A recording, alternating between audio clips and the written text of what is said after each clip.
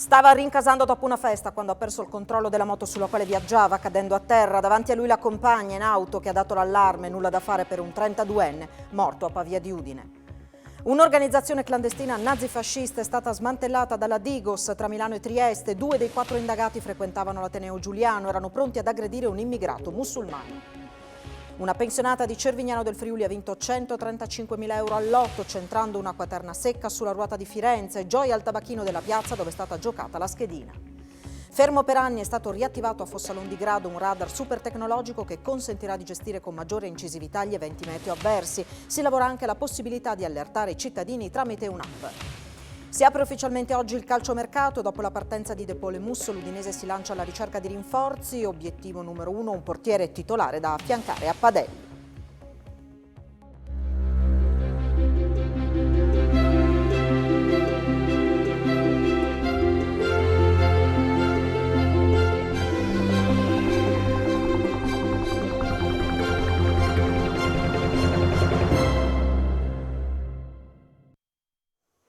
A tutti voi buonasera, ben trovati a questa edizione del telegiornale di Telefriuli. In apertura la cronaca con l'ennesima tragedia sulla strada, costata la vita ad un 32enne. Era in sella alla sua moto quando ha perso il controllo del mezzo ed è rovinato a terra. Stava rincasando dopo una festa, a precederlo in auto la compagna che ha allertato i soccorsi. Purtroppo però non c'è stato nulla da fare per Nicola Rizzo. L'incidente è successo a Pavia di Udine. Ancora una tragedia della strada ieri notte intorno alle 23 in Viale del Lavoro a Pavia di Udine. Un motociclista di 32 anni, Nicola Rizzo, residente nel capoluogo friulano, che stava facendo rientro a casa in sella alla sua moto, una Yamaha, ha perso il controllo della due ruote ed è rovinato sull'asfalto riportando lesioni gravissime. Dopo l'allarme lanciato con una telefonata al 112 da parte di alcuni passanti è scattata la macchina dei soccorsi. A chiedere aiuto prima di tutti anche la compagna che lo precedeva in auto e che d'un tratto non l'ha visto più. Il motociclista è stato rianimato a lungo sul posto dal personale sanitario che ha fatto il possibile per cercare di salvargli la vita. Inutili però purtroppo gli interventi di rianimazione. Non è rimasto altro da fare se non decretare il decesso. Ottenuto il nulla osta da parte del magistrato di turno della Procura della Repubblica di Udine, la salma è stata composta in camera mortuaria nel cimitero di Manzano. Il mezzo è stato posto sotto sequestro. Sul luogo dell'incidente sono intervenuti i vigili del fuoco del comando di Udine insieme al personale dell'Arma della compagnia di Palmanova per tutti i rilievi e gli accertamenti. Un altro grave incidente si è verificato a Fiumicello questa mattina attorno alle 9. Un uomo di 64 anni è rimasto vittima di un incidente in via Altovolta all'altezza di un incrocio. Era in sella al suo scooter quando, per cause che sono al vaglio dei carabinieri della compagnia di Palmanova, si è scontrato con un mezzo pesante. Il motociclo è finito sotto la parte anteriore del camion. Immediatamente soccorso dall'equipaggio dell'elicottero sanitario, l'uomo è stato trasportato in volo a Udine. È in pericolo di vita per i numerosi traumi riportati nell'impatto. Sul posto i vigili del fuoco di Cervignano, il 64enne risiede in zona. Ed una donna di 74 anni è stata travolta dalla portiera della propria auto questa mattina nel giardino della sua abitazione a Pagnacco. Stava cercando di far uscire la vettura dal garage quando l'auto ha iniziato a muoversi ed è finita contro la donna, che è rovinata a terra riportando la frattura di una gamba. Sul posto i vigili del fuoco e la polizia locale. E ancora un sinistro è accaduto poco dopo la mezzanotte in via Moggio a Udine. Il conducente di una Panda ha perso il controllo dell'auto ribaltandosi su un fianco e andando a urtare un veicolo in sosta. Inizialmente si era temuto il peggio per l'automobilista. Sul posto l'ambulanza e i vigili del fuoco e i sanitari hanno verificato che fortunatamente l'uomo non ha riportato ferite gravi. 4 misure restrittive della libertà personale a carico di 4 cittadini italiani sono state eseguite dagli agenti della Digos della Questura di Milano tra il capoluogo lombardo e Trieste, a seguito di un'inchiesta che ha permesso di individuare e disarticolare un'organizzazione clandestina nazifascista, Avanguardia Rivoluzionaria, questo il nome, composta da 2 ventenni e 2 ventunenni, questi ultimi studenti di scienze politiche a Trieste. Ispirandosi ai gruppi suprematisti americani, perseguivano l'instaurazione di un nuovo ordine mondiale di matrice nazifascista, incitando alla discriminazione e alla violenza per motivi razziali, etnici. Stando alla ricostruzione degli inquirenti, i 4 stavano progettando di picchiare a sangue, ma non di uccidere, un uomo di colore musulmano di sinistra. Sono stati bloccati a Milano con nello zaino manganelli, coltelli, passamontagna e santini di Hitler e Mussolini. Per loro al momento è scattato l'obbligo di dimora. Sul fatto è intervenuto il segretario regionale del Partito Democratico, Cristiano Sciaurli, che ha legato la vicenda ai fucilati di Cercivento. Allora, ha detto, pagarono con la vita giovani che si opponevano a guerre e nazionalismi, mentre oggi ci sono ragazzi che propagano il razzismo, ha detto l'esponente Dem. Voltiamo pagina, giorno d'esordio oggi per il Green Pass, il documento che consente ai cittadini europei di muoversi liberamente tra Stati membri. Il presidente della Regione Federica parla di passo avanti, ma chiede che questo documento possa essere utilizzato anche per riaprire le discoteche. Federica interviene anche sul rallentamento della campagna vaccinale e annuncia che la prossima settimana ci saranno incontri tra le singole regioni e il commissario Figliuolo per valutare le diverse situazioni, individuare e risolvere le criticità.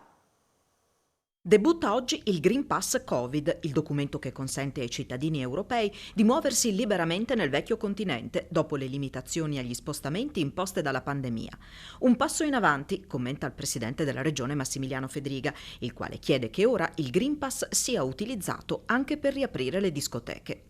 Il documento, cartaceo o digitale, consente di varcare i confini nazionali e di non essere più soggetti a restrizioni.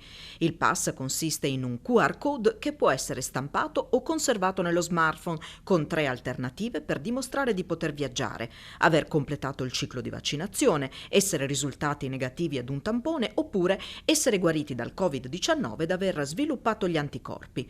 Concepito inizialmente per consentire ai cittadini europei di viaggiare, ora si sta pensando ad accordi tra Stati membri affinché il Green Pass consenta la partecipazione in sicurezza a concerti e festival, ma anche l'ingresso in teatri e ristoranti. Dobbiamo metterci d'accordo, ha commentato a Sky TG24 il presidente Massimiliano Fedriga. Se diciamo che il vaccino funziona e il Green Pass serve, allora dobbiamo usarli per far funzionare delle attività che oggettivamente sono più a rischio. Il riferimento è allo slittamento della riapertura delle discoteche. Non è che oggi non si balla, ha detto il governatore del Friuli Venezia Giulia, semplicemente non lo si fa nei luoghi deputati. Spero che ci possa essere una responsabilità da parte di tutti per tornare ad avere una linea di coerenza, ha sottolineato Fedriga. Quanto al rallentamento della campagna vaccinale, legato al fatto che AstraZeneca e Johnson non possono essere usati per gli under 60 e che tra Pfizer e Moderna a luglio in Italia saranno disponibili 800.000 dosi in meno rispetto al previsto, Fedriga ha fatto sapere che dalla prossima settimana ci saranno incontri bilaterali tra singole regioni e struttura commissariale per individuare e risolvere le criticità. Sull'andamento della campagna vaccinale in Friuli Venezia Giulia, il presidente della regione ha fatto sapere che sono stati quotidianamente superati i target definiti dal commissario Figliuolo e che così sarà per tutto il mese di luglio. Sul fronte della variante Delta, Fedriga ha evidenziato che i numeri ad oggi disponibili testimoniano che la popolazione vaccinata, pur non essendo immune dalla possibilità di contagio, nella stragrande maggioranza dei casi contrae il virus in forme lievi o asintomatiche. E a proposito di Green Pass, nelle scorse ore sono arrivati alcuni chiarimenti dal Ministero della Sanità ai professionisti e alle imprese del settore dei matrimoni ed eventi privati. Secondo quanto comunicato a Federmep, il certificato verde sarà obbligatorio esclusivamente per gli invitati ad una festa o una cerimonia, non quindi per il personale che lavora per la sua realizzazione. Inoltre non è previsto nessun obbligo per bambini con età inferiore ai 6 anni. E in Friuli Venezia Giulia quasi il 19% degli over 60 non ha alcuna copertura vaccinale ed è dunque potenzialmente esposto ai rischi legati alla diffusione della variante Delta. È quanto si evidenzia nel monitoraggio settimanale della Fondazione Gimbe, in cui si sottolinea come la maggiore contagiosità e la documentata limitata efficacia di una singola dose di vaccino contro questa variante del virus richiedano una rivalutazione delle strategie vaccinali per minimizzarne l'impatto clinico e quello sui servizi sanitari. Nella nostra regione il 56,1% della popolazione ha ricevuto almeno una dose di vaccino, un punto percentuale in meno rispetto alla media nazionale. La Fondazione Gimbe sottolinea come nella settimana tra il 23 e il 29 giugno in Italia i nuovi casi si sono ridotti del 27%, i decessi si sono stabilizzati. In Friuli Venezia Giulia nell'ultima settimana i nuovi contagi sono diminuiti del 10,2%, le terapie intensive non ospitano pazienti Covid, mentre l'occupazione delle aree mediche è dell'1%.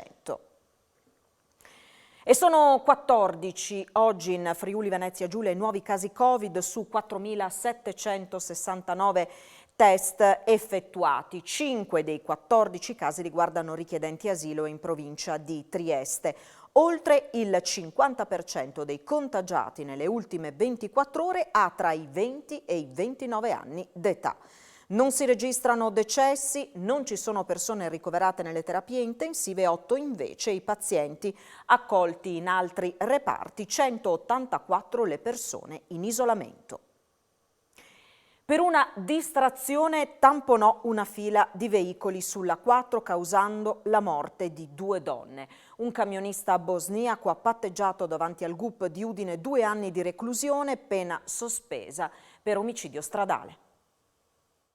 È costata cara una disattenzione al volante a un 36enne camionista bosniaco che 2 anni fa causò la morte di 2 donne e il ferimento di un uomo sulla 4 all'altezza di Gonars. Davanti al GUP del Tribunale di Udine, Emanuele Lazzaro, lo straniero, oltre a risarcire i danni, ha patteggiato 2 anni di reclusione, pena sospesa per omicidio stradale. L'incidente risale al 24 aprile del 2019, quando il camionista, non accorgendosi della fila di mezzi che si era creata in direzione Palmanova, tamponò un camper austriaco con a bordo un uomo rimasto gravemente ferito e una donna che a causa delle lesioni perse la vita. Il camper poi urtò un'automobile nella quale viaggiava come passeggero una donna italiana, rimasta uccisa nell'incidente. I 2 mezzi finirono schiacciati contro l'autoarticolato che li precedeva. Al 36enne, incensurato, che durante l'udienza si era dichiarato profondamente dispiaciuto dell'accaduto, è stata anche sospesa la patente per 2 anni e 8 mesi.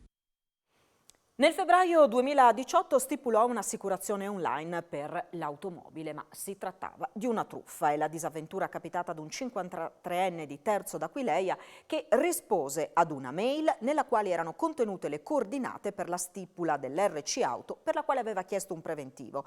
Versati 220 euro su una carta PostePay, l'uomo si vide recapitare una polizza che però si rivelò falsa. Responsabile della truffa è risultata una 56enne di Napoli, condannata dal giudice monocratico Paolo Milocco del Tribunale di Udine a 9 mesi di reclusione e a 400 euro di multa.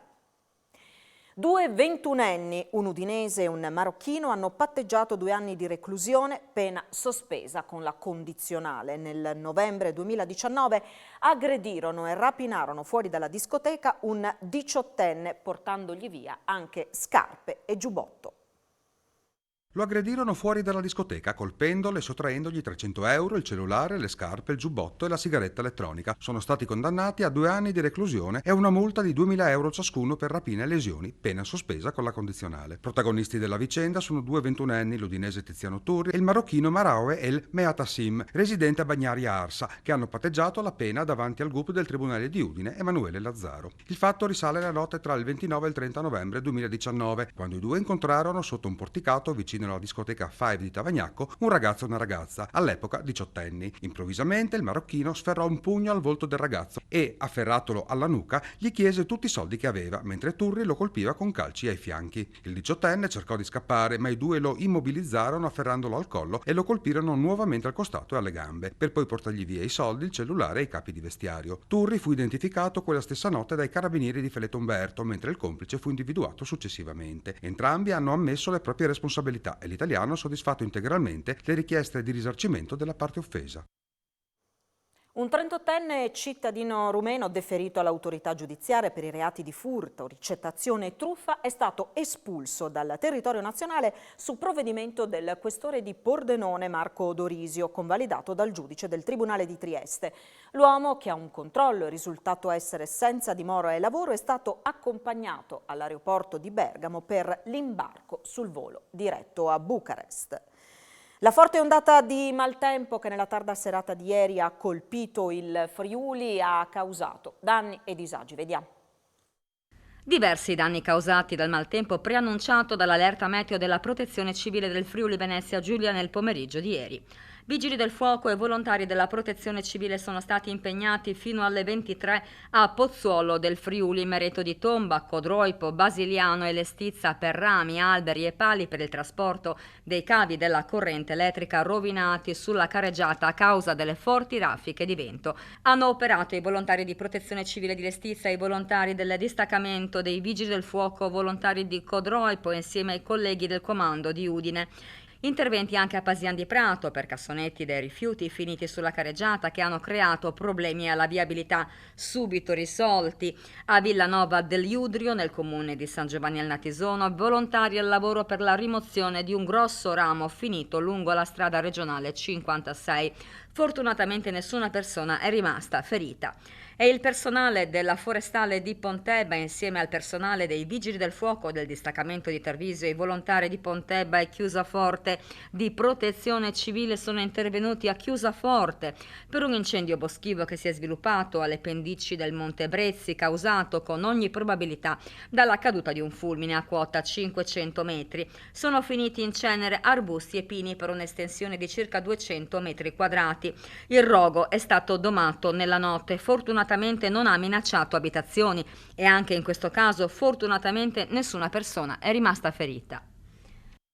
E proprio per quanto riguarda gli eventi meteo avversi, sempre più frequenti ed invasivi anche a causa dei cambiamenti climatici, in Friuli Venezia Giulia c'è un nuovo strumento super tecnologico a disposizione. Infatti è stato riattivato questa mattina il radar meteorologico di Fossalon di Grado, è inserito nel sistema nazionale di protezione civile, sarà a disposizione anche di Austria e Slovenia. Il vicepresidente della regione Riccardi fa sapere che ora si sta lavorando anche alla possibilità di allertare i cittadini tramite app in caso di eventi di particolare intensità. Vice governatore Riccardi, siamo a Fossalon dove c'è questo radar meteo della protezione civile del Friuli Venezia Giulia, un'innovazione importante per la protezione dei cittadini. Rientriamo nella rete nazionale di protezione civile avendo ripristinato con le tecnologie più avanzate questo sistema di rilevazione che era spento da alcuni anni perché purtroppo erano accaduti dei danni irreparabili. L'investimento è stato importante, la tecnologia italiana. Questo è uno strumento che ci aiuta a conoscere meglio gli eventi meteorologici che sono sempre più frequenti e sempre maggiormente invasivi. Questo ci consente di conoscere le condizioni meteorologiche e di conseguenza garantire un sistema di maggiore sicurezza. Zamberletti ci ha insegnato che bisognava cercare di conoscere le cose prima rispetto alle cose che succedono dopo. Noi dobbiamo essere organizzati naturalmente per ripristinare le cose che succedono dopo, ma quello che è importante è lavorare sulla prevenzione. Questo è uno strumento straordinario che non ha pari dal punto di vista dell'innovazione tecnologica e noi lo mettiamo naturalmente a beneficio di quello che è la rete nazionale per governare quest'area di questo territorio così importante, a cavallo anche tra due confini internazionali. Copertura transfrontaliera che presuppone forse anche collaborazioni che ci sono già fra le protezioni civili di Slovenia e Austria. Sicuramente anche un sostegno comunitario in termini di risorse, quindi sicuramente questo è un'ulteriore tecnologia della quale il nostro sistema di protezione civile potrà vantarsi utilizzandolo nel corso del tempo che avremo davanti, e oltre a questo stiamo lavorando anche a questo sistema dove le zone interessate da particolari eventi, scaricando un'app, potranno consentire al cittadino di conoscere relativamente ad un periodo breve prima a quello che sta accadendo, per avere anche dei comportamenti che si possono relazionare ai fenomeni che si possono presentare. Numeri positivi per l'economia del Friuli Venezia Giulia, l'abbiamo sottolineato nei giorni scorsi, e così lo sblocco dei licenziamenti in vigore da oggi fa un po' meno paura. Il vento della ripresa spinge forte in Friuli Venezia Giulia un po' tutti i settori, dall'industria fino al turismo. Dopo l'impatto della pandemia che aveva generato una riduzione del PIL dell'8,9%, nel prossimo futuro è previsto un netto recupero con un più 5,2% nel 2021 e un più 4,5% nel 2022. Ci aspettavamo un rimbalzo di questo tipo, una ripresa che comunque è frenata da alcuni fattori esogeni come la mancanza di materie prime, che sta colpendo ferro, cemento, qualsiasi tipo di attività, ma che noi stiamo sostenendo in tutti i modi. Siamo a un più oltre il 7% rispetto al trimestre precedente vissuto, parlo del periodo gennaio-marzo, quindi stiamo parlando di un periodo in cui è stato parzialmente influenzato dalla pandemia, e un 5,3% in più rispetto allo stesso trimestre dell'anno precedente. Anche sul fronte dell'occupazione il segno è positivo. Nei primi 5 mesi dell'anno le assunzioni sono state 80.000 e le cessazioni 58.600, con un saldo di più 21.000. Ecco perché lo sblocco dei licenziamenti in vigore da oggi fa meno paura. Tutti i settori stanno chiedendo personale, perché sia sotto il profilo specializzato che sotto il profilo generico c'è veramente una carenza di persone, c'è un aumento di lavoro che ci fa chiedere costantemente nuova occupazione, e quindi io non la vedo una cosa negativa. Gli stessi sindacati hanno rivisto i numeri a ribasso, la nostra regione ha già dimostrato di resistere e di avere una grossa forza occupazionale, e secondo me riassorbire circa 5.000 persone sarà una cosa velocissima. E del boom della ripresa si parlerà questa sera a Economai FVG, appuntamento su Telefriuli a partire dalle 21. L'Assemblea dei soci della società cooperativa Ideal Service, con base a Pasian di Prato, una delle realtà nazionali di riferimento nel settore dei servizi ambientali e del facility management, ha approvato ieri sera il bilancio 2020, chiuso con un utile netto di 10,6 milioni di euro, a fronte di un valore della produzione pari a quasi 143 milioni e ricavi in crescita del 5% rispetto al 2019. Il CDA ha presentato quest'anno una proposta di ridistribuzione dell'utile ai soci pari a 500.000 euro.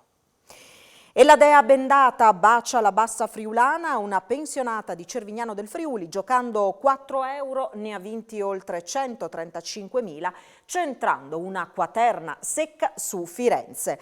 8, 9, 44 e 66. Questi i numeri fortunati usciti dall'urna toscana che hanno permesso alla donna di vincere la cifra appunto con 4 euro, avendo centrato anche svariati terni, una cifra ragguardevole che ha portato gioia anche all'interno della ricevitoria dove è stata giocata la schedina. Siamo molto contenti, ci ha fatto piacere che abbia vinto questa persona, ci ha spiegato Angela Barbini, titolare del Tabacchino in Piazza, edicola e ricevitoria della centralissima Piazza Indipendenza.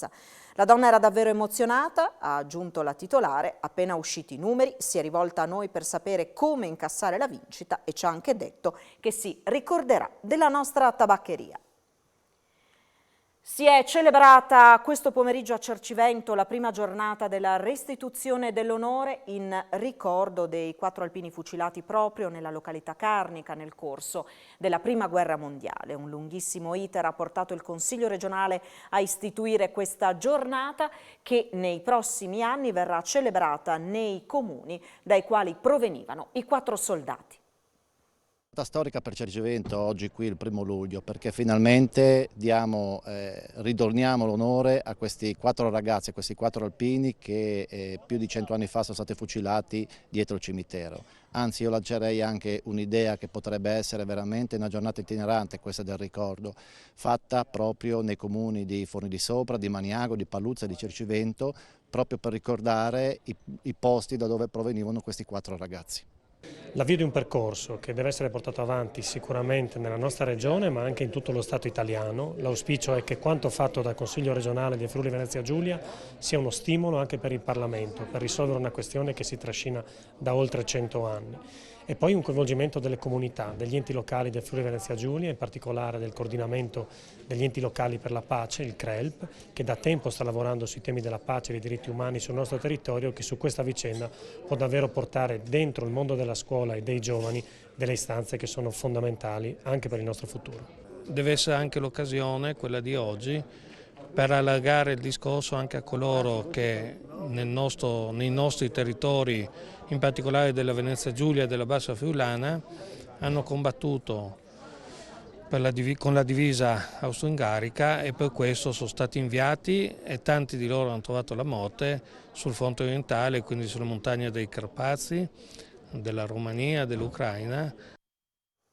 Come è andata la missione friulana in Ucraina, caccia dei giganti verdi? Lo scopriamo nel prossimo servizio. La difficoltà a comunicare con la popolazione locale e un temporale improvviso che si è scatenato quando i tree climbers erano su un albero a 40 metri d'altezza non hanno scoraggiato la spedizione friulana in Ucraina guidata dalla Giant Trees Foundation, che ha scoperto e misurato in arrampicata la pianta più alta di questo paese dell'est. Si tratta di una douglasia che supera i 60 metri. Non si pensava che questa specie potesse raggiungere tali altezze a queste latitudini. Primato importante. È un albero particolarmente alto per quelle latitudini, 60 metri e 16 centimetri, ci dà comunque una dimensione su quella che possono essere le altezze raggiunte da queste e altre piante in quelle foreste. Non è stata una missione semplicissima, problemi con le strade, poi anche le condizioni meteo non vi hanno aiutato. No, a un certo punto diciamo che eravamo già a metà pianta, il primo giorno di arrampicata, e ci ha sorpreso un temporale anche molto veloce, per cui è arrivato prima il vento e poi i fulmini e abbiamo proprio dovuto abbandonare quasi tutta l'attrezzatura nel bosco e fuggire, perché comunque i lampi, diciamo che 40 metri su una pianta già tra l'altro colpita da fulmini e con tutti gli imbraghi e ferro che avevamo addosso, insomma non era proprio divertente. A volere moltissimo questa missione è stato il console onorario e presidente di Confindustria Ucraina, Marco Tosona. Perché questo interesse? Beh, perché anche appunto a livello industriale sapere quanto crescono gli alberi, quanto può produrre una foresta, che quindi è direttamente proporzionale anche all'altezza dell'albero, è molto importante, ma anche da un punto di vista ecologico, quindi dei sistemi ecologici che riveste la foresta. La quantità di sottrazione di anidride carbonica, anche questa è assolutamente proporzionale all'altezza della pianta e alle sue dimensioni. La Giant Trees Foundation da oltre 30 anni si occupa di questo genere di ricerche, con la certificazione tra l'altro dell'abete bianco più grande al mondo in Montenegro e lo studio di esemplari da Guinness in America e Oceania. Ma non si tratta semplicemente di andare a caccia di un record, si tratta della raccolta di dati di grande rilevanza scientifica, come dimostrato anche dall'interesse della NASA per questo tipo di missioni. Open Sinistra FVG ha presentato una proposta di legge in Consiglio regionale a favore della produzione musicale della nostra regione. Un ente sullo stile della Film Commission regionale capace di aiutare le migliaia di persone che nella nostra regione vivono di musica. E questo è l'obiettivo della proposta di legge regionale presentata da Open Sinistra FVG al Consiglio nei giorni scorsi, e che spera di aiutare così il settore più pesantemente colpito da pandemia e lockdown. Offre uno strumento per promuovere i 3 piani sui quali la musica va, fatta crescere, ovvero il piano della formazione, dell'educazione, il piano dell'aggregazione, dell'associazionismo e poi l'aspetto imprenditoriale. C'è una ricchezza straordinaria anche nella nostra regione proprio di esperienze musicali, di competenze musicali che vengono disperse, non vengono valorizzate. Ebbene, questa legge offre gli strumenti finalmente per dare ovviamente capacità di progettazione agli operatori in questo settore, per dare finalmente anche certe certezze. Per gli artisti è molto importante che ci sia questa parte dedicata alla professionalizzazione e anche la progettualità europea, perché questo è un po' il nostro futuro e dobbiamo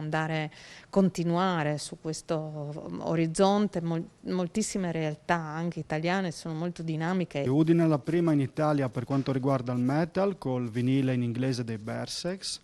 è la prima in Italia per quanto riguarda il punk, con le prime fanzine prodotte di là, nell'ex centro sociale a cura di Pancrazio. È la prima in Italia anche per altre cose, ad esempio il reggae, ma è soprattutto particolare a livello italiano e anche a livello europeo per la sua storia antica, quindi ad esempio la musica resiana, certe musiche delle valli del Natisone, ma anche soprattutto la musica aquileiese, sacra, e anche le villotte. Noi ci fermiamo qui, tra poco l'appuntamento con l'informazione sportiva, occhi puntati sul calciomercato con l'Udinese in particolare che è a caccia di portieri, e poi le previsioni del tempo a cura di Antonino Renda. Grazie per averci seguito, buon proseguimento di serata, arrivederci.